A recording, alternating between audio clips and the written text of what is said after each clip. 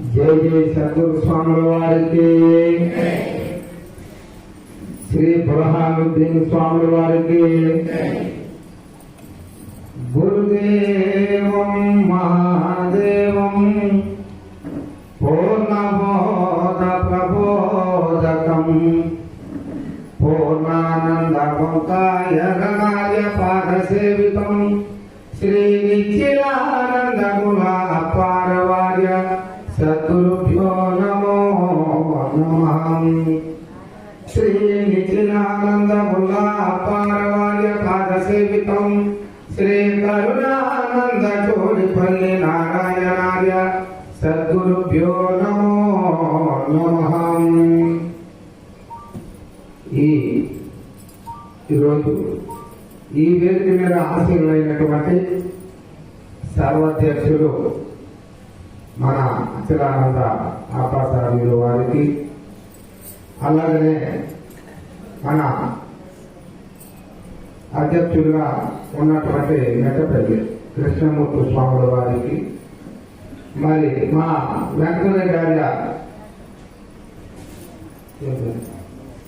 సత్యనారాయణ మంత్రులు వెంకటరెడ్డి స్వాముల వారికి, ఇంకా విచ్చేసినటువంటి పెద్దలు బాలానంద గురువార నాగరాజనాయన గారికి, పూర్ణమ్మ లక్ష్మీ అమ్మ గారికి, ఇక్కడకు విచ్చేసినటువంటి శివరామదీక్షిత సాంప్రదాయ కుటుంబ సభ్యులు 50 మందికి, ఈ వేదిక మీద ఉన్నటువంటి పెద్దలందరికీ కూడా పేరు పేరున హృదయపూర్వక ద్వాదశి నమస్కారములు తెలియజేసుకుంటూ, మరి 51 సంవత్సరములుగా ఇక్కడ ఈ అక్షర సిద్ధాంత ప్రబోధలు జరిపిస్తూ మరి 51వ వార్షికారాధన కార్యక్రమాన్ని ఇప్పటి వరకు కూడా జరిపిస్తున్నటువంటి మరి ఇక్కడ ఉన్నటువంటి అపాసరాయ గారికి, వారి కుటుంబ సభ్యులందరికీ, వారి శిశు బృందంతో కూడా మరొకసారి హృదయపూర్వక కృతజ్ఞత అభిమానములు తెలియజేసుకుంటూ, చాలా విషయాలు నాయన గారు చెప్పుకొచ్చారు మనకి. ఏమనంటే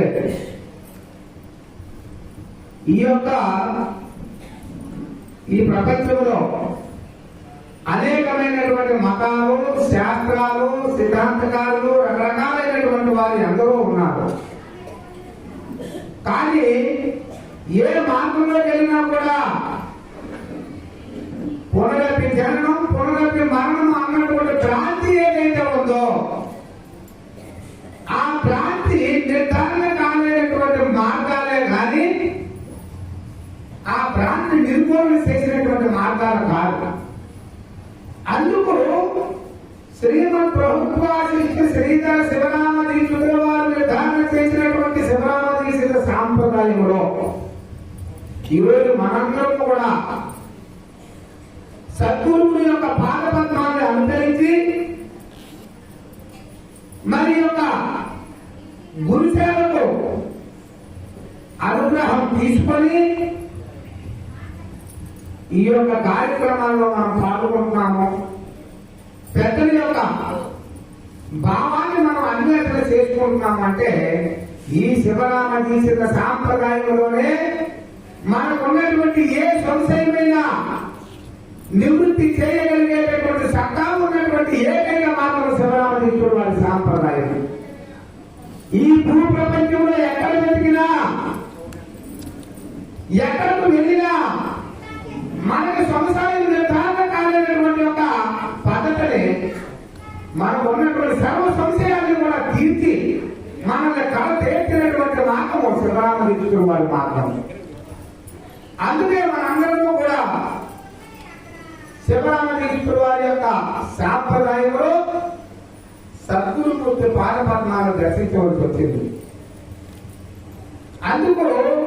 ఎందుకు మనం దర్శించవలసి వచ్చింది అంటే, ఎన్ని భ్రాంతులతో కూడుకొని ఉన్నటువంటి ఈ పనులు ఏ భ్రాంతి లేకుండా ఉండాలి అంటే గురువు చెప్పినటువంటి పద్ధతులు ఖచ్చితంగా పాటించాలి. అందుకంటాడు కృష్ణ ప్రభువు, నన్నాశ్రయించున్నావని అన్న ఈ మోట నీకు అందుకుంటే కొరకై ఎన్నో యుక్తులు చెప్పితే విన్నావా నీ మరువాకెప్పటికీ నాయాజ్ఞను మరువాకెప్పటికీ నన్ను నీవు నిరుటేను గన్నవేలేటిదో నన్ను నీ విడలేవు నిన్ను నే విడలేను విడవాకెప్పటికీ నాయాజ్ఞను మరువాకెప్పటికీ.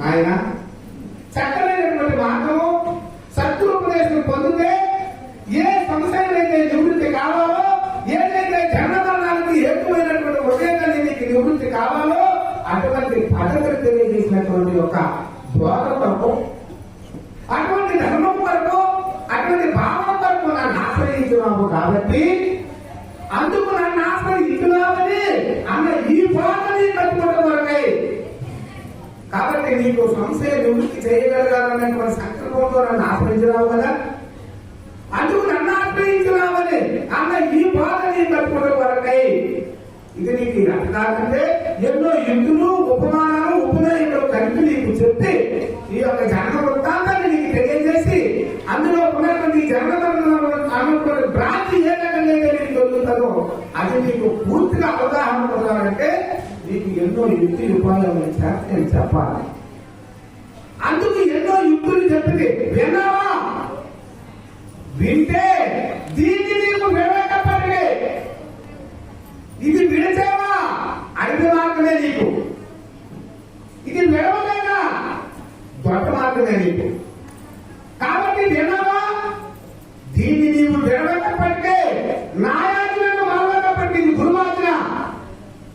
గురువు ఆజ్ఞాపించినటువంటి పద్ధతి ప్రకారంగా ఎవరైతే నడుచుకుంటామో, ఎవరైతే ఆచరిస్తామో, ఎవరైతే ఆ ధర్మ మర్మాన్ని తెలుసుకోగలుగుతామో అటువంటి వారికి మళ్ళా భ్రాంతి అనేది పుట్టదు.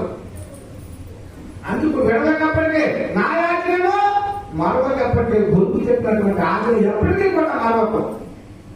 కానీ నన్ను నీవు నిన్ను నేను గంగవేలో ఆ పర్వతము ఆ మహోత్తరమైనటువంటి అద్భుతమైనటువంటి ఆ ఉపదేశం పొందినటువంటి ఆ గురుశిష్యుల తారీఖు అవినాభావానికి సంబంధించినటువంటి ఆ క్షణము ఎంత అమోఘమైనటువంటిదో.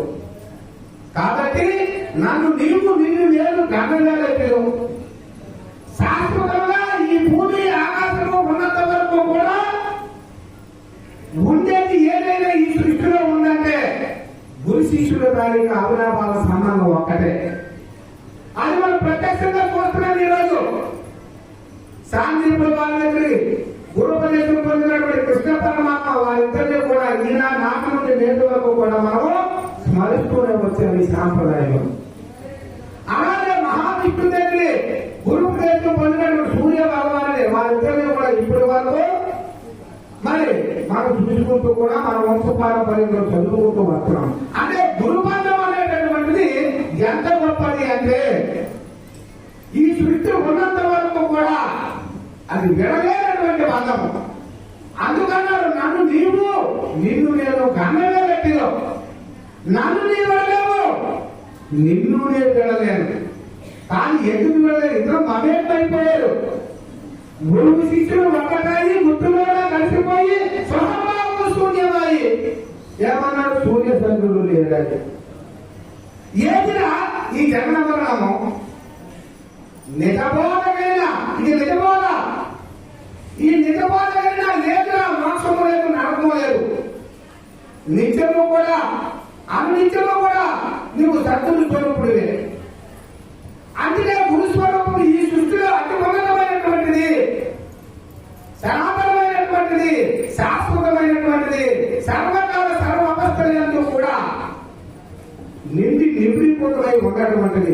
అటువంటి పరమాత్మాన్ని అటువంటి పవిత్ర స్వరూపాన్ని తెలియజేసినటువంటి వాడు గురువు. అందుకే ఆ గురువు ఏ గురువు అయి ఉండాలి?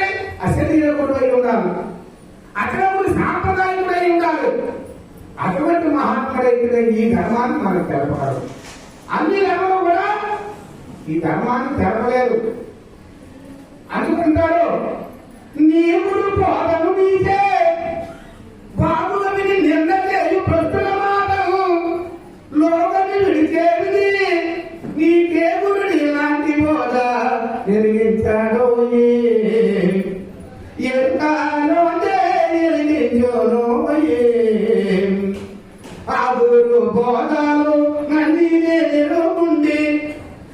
గురు బోధను నయముగా నీకిస్తే ఎరిగించాడో ఎరుకాలో ఎరిగించునో చూడండి ఎంత చక్కగా చెప్తాడు నాయన. అనేకమైనటువంటి సిద్ధాంతకారులు కానీ అంత జ్ఞానులు కానీ మరి అంత బుద్ధివారు కానీ రకరకాలైనటువంటి వారు ఉంటారు. వాళ్ళందరూ ఏం చేస్తారంటే నీ గురువాలను నీచే బాగుగా వింటారు, కానీ నిన్నే నింపిస్తారు. నీ ధర్మం మంచిది కాదు, నీ బోధ మంచిది కాదు, నీ వెనకైన వారు కూడా ఉంటారు. కాబట్టి నీ గురు బోధను నీచే బాగుగా విని నిన్న చేయు. భ్రష్టుల మాటలు ఎప్పుడు కూడా వినకు. విడిచేది నీకెప్పుడు కూడా నీకే గురువు కూడా ఇలాంటి బోధ ఎదిగించలేరు. ఒక బోధ గురువు మాత్రమే ఎదిగించాడు. అందుకన్నాడు నీ గురు బోధను నీకే బాగుని నిందలేని భక్తుల మాటలు లోకను విడిచేది. నీకే గురుడు కూడా ఇలాంటి బోధ ఎదిగించాడు. ఏ గురుడు ఎదిగించినా భ్రాంతిలో కూడుకున్నటువంటి ఎరుకలో ఉన్నటువంటి ఎరుకు మాత్రం ఎదిగిస్తారు. కానీ ఎరుక మీరినటువంటి బోధ జన్మ వల్ల భ్రాంతి రహితమైనటువంటి బోధ ఈ గురువు మాత్రమే ఎదిగించగలరు. అందుకన్నాడు ఆ గురు బోధలన్నీ నేను ఎరుగుంది. అటువంటి గురు బోధలన్నీ కూడా నేను ఎరిగి నా గురువు దగ్గర తెలుసుకున్నటువంటి నయమైనటువంటి బోధ, ఈ భవరోగాన్ని పోగొట్టగలిగేటటువంటి ఒక బోధ, గొప్ప బోధని నా గురు బోధను నయముగా నీకిస్తుంది. ఇలాంటి బోధ నీకు ఎవరు. ఈ బోధను నువ్వు విన్నావంటే, ఈ బోధను నువ్వు ఆచరించావంటే, ఈ బోధను నువ్వు గురు సేవ ద్వారా చేసి తెలుసుకున్నావంటే ఖచ్చితంగా సంశయ నివృత్తుడు అవుతావు. ఆ సంశయ నివృత్తి అవ్వాలంటే అది ఎలా అవ్వాలన్నాడు మహాత్ముడు చెప్తాడు. అన్నము తిన్నను ఆకలే తిన్నగ నేరపు త్రావ్య తృష్ణయు రోగం బెన్నగ నౌతడ సేవయు జన్నక్రియ ఎరుక నిల్వ జలదోయన్న. ఈ బోధాన్ని చెవులతో విన్నాం, కన్నులతో చూసి కడముట్ట చదివిన నిన్న తిరిగి ఎరుక నిలకుండా నిల్వ జలదోయన్న. ఈ బోధాన్ని చెవులతో విన్నా. చూడండి ఎంత చక్కగా చెప్తారు. ఇటువంటి బాధ ఈ పెద్దల ద్వారా, ఈ గురువుల ద్వారా, ఈ మహత్తమైనటువంటి అసలు స్వరూపం ద్వారా నువ్వు విన్నావంటే ఆ విన్నటువంటి బాధ ఎలా ఉండాలన్నాడు. అన్నం తింటే ఆకలి ఎలాగైతే తీరిపోతుందో అలాగే నీకు తృప్తి అయిపోవాలన్నారు. మన అన్నం కోసం వాడకూడదు. ఇంకా అన్నం తిన్నాము ఆకలి తిన్నది నేరము త్రావ్యము అంటే దాహం అయితే మంచినీళ్ళు త్రాగితే ఎలాగైతే నీకు దాహం తీరిపోయిందో, అలాగే రోగం అయితే వైద్యం వేసుకుంటే ఏ రకంగా అయితే నీకు ఆ వైద్యం నీకు నయమైపోయిందో, గురుబోధ వింటే నీకున్నటువంటి సర్వ సంశయాలు కూడా అలాగే నివృత్తి అయిపోవాలన్నాడు. అందుకు అన్నం తిన్నము ఆకలి తిన్నది నేరము త్రావ్య కృష్ణయ్య రోగం గన్నక నౌసర్వ సేవ జన్నక్రియ ఎరుక నిర్వచామదయన్న. ఏది ఈ బాధ నీ చెవులతో విన్నా, ఈ బాధ నీ చెవులతో విన్నా. అటువంటి వారికి పటిష్టంగా దృఢమవుతుంది. కానీ మనిషి ఎక్కడో ఉండి మనసు ఎక్కడో ఉండి ఇది దృఢమవుతాం. అందుకు అనుమానంగా చెప్తాడు.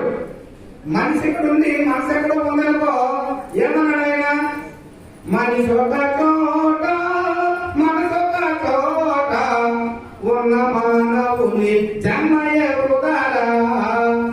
అంటే ఈ ప్రజలు చెప్పేటటువంటి ఒక వారి యొక్క వాక్కు మీద, వారు చెప్పేటటువంటి ప్రబోధం మీద, వారు చెప్పేటటువంటి ఒక మనసుని ఆ భావాన్ని బట్టి మన మనసును విమర్శింప చేసి ఆ రకంగా విన్నటువంటి వారికైతే ఇది ఖచ్చితంగా దృఢపడతారు. లేకపోతే ఇది ఎంతటి వారికైనా కూడా లభ్యం కాదు. అందుకన్నాడు విననేర్చి కననేర్చిన మనుషులకే, విననేర్చి చెప్పనేర్చిన మనుషులకే దీనిలోని మర్మము తెలుసు. వినటప్ప నేరకుండిన మనుషులకి దీనిలోని మర్మమప్పేనా, దీనంతుండే ధర్మమప్పేనా. జనులే కొప్పటికాయ తిననేర్పు కలవారు, తిననేర్చిన ఆ కోతి కాకాయ అభ్యున.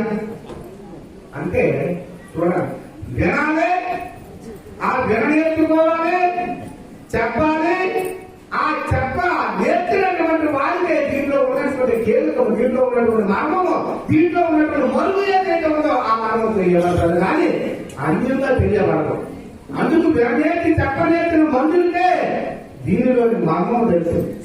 ఇది వినకుండా, ఇది ఆచరించకుండా, ఇది చెప్పుకోకుండా ఉన్నటువంటి వారికి ఈ మర్మము, ఈ మరుగు తెలియబడదు అని చాలా మంది అంటారు.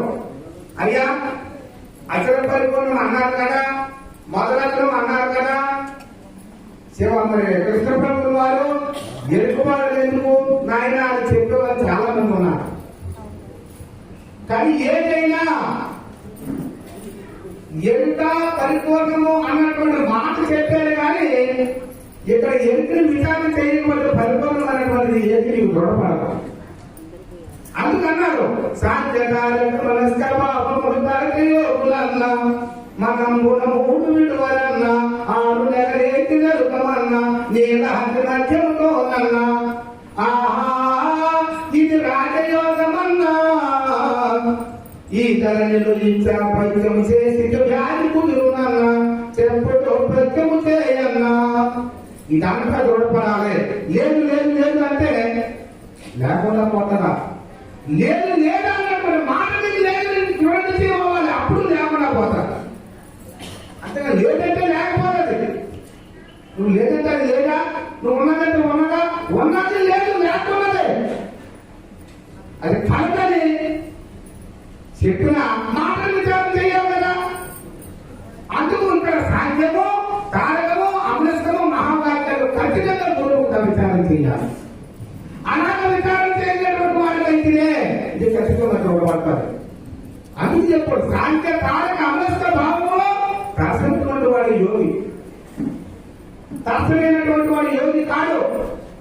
ఎందుకంటే ఇది రాజయోగ మార్గం కాబట్టి నేను సన్యాసిని అయిపోవాలి, నేను సాధుని అయిపోవాలి, లేకపోతే నేను కుటుంబాన్ని విడిచి ఇంకో దగ్గరికి వెళ్ళిపోయి హిమాలయ పర్వతాల్లో తపస్సు చేయాలన్నది కాదు.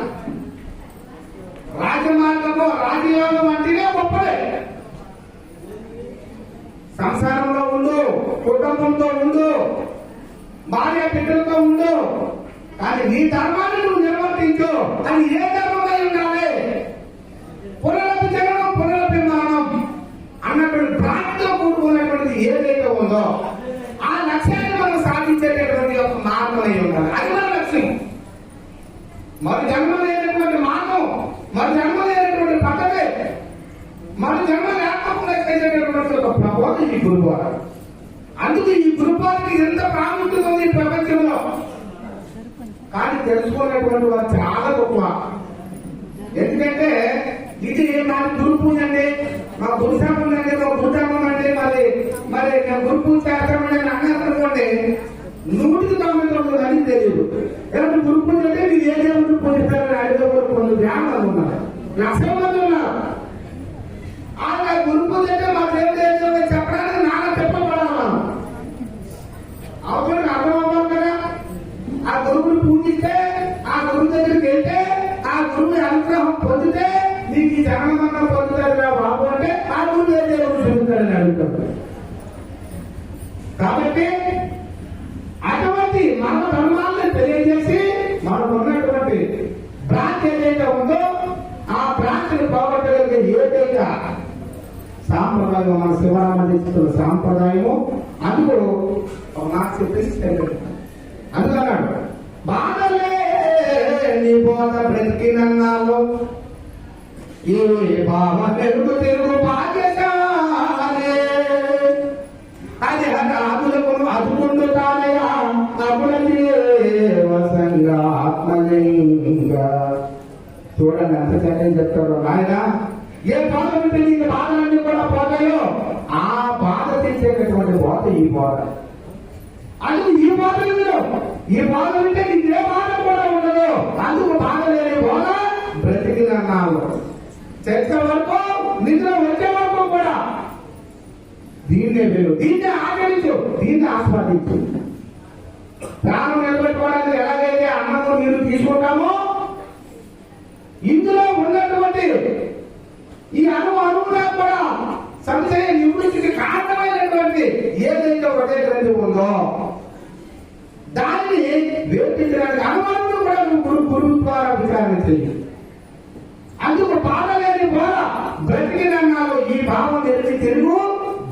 భాగ్యశాలి. అటువంటి వాడు మహా భాగ్యశాలి. ఆయన ఎలాంటి వాడు అంటే హరిహర రాజుతమును అనుకుంటున్నానయ్యా. బ్రహ్మ, విష్ణు, శివుడు, రుద్రుల కంటే అతీతమైనటువంటి వాడంట. అప్పుడు జీవసంగా ఆత్మలింగా.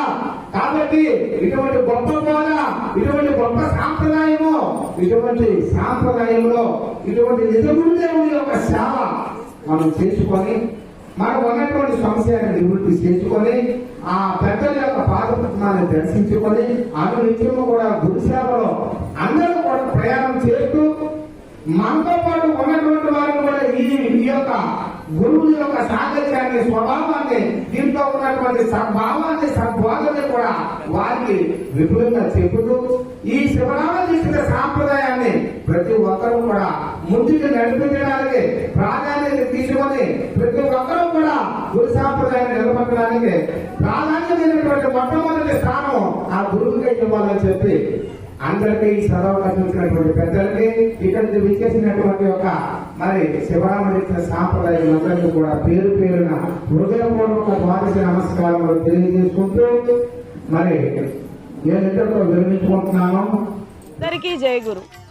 మరిన్ని ఆధ్యాత్మిక రహస్యాల కోసం అచల బోధ, ఆత్మబోధ, భగవద్గీత, అలాగే పండుగల్లో దాగిన అర్థాలు, అంతరార్థాల కోసం మరియు యోగము, ధ్యానము మొదలైన అనేక ఆధ్యాత్మిక తెలుగు ప్రవచనాల కోసం క్రింద ఉన్నటువంటి రెడ్ కలర్ సబ్స్క్రైబ్ బటన్ను క్లిక్ చేయండి. అలాగే ప్రక్కనే ఉన్నటువంటి గంట సింబల్ను నొక్కండి. అలాగే ఈ వీడియో మీకు నచ్చినట్లయితే లైక్ చేయండి మరియు షేర్ చేయండి.